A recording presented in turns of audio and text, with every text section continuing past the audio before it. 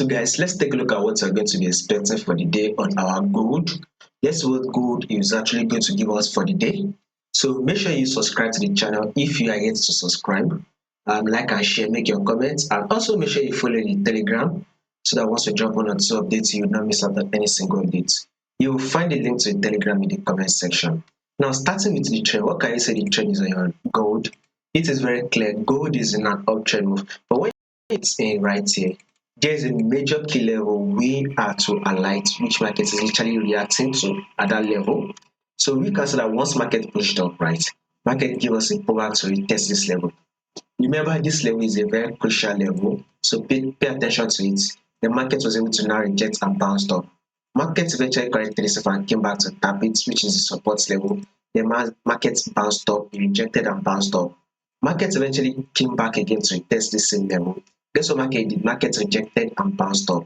Now market has now dropped back to tap this support level again. Now the market has tapped the support level. Guess what market did? Market rejected, and guess what? Market is going to reject from this level. Sorry, market, we should be expecting market to reject from this level and bounce up.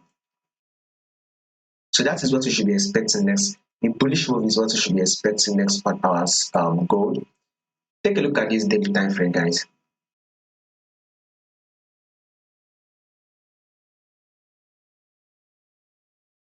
So now,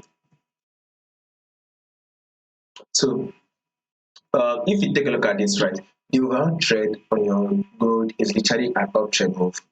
You can clearly see it. The overall trend is an uptrend move. The overall movement is trending to the upside. But when you take a look at what market did give us a series of lower low and a lower high, right? Before market eventually push up, now it has not given us a change of trend.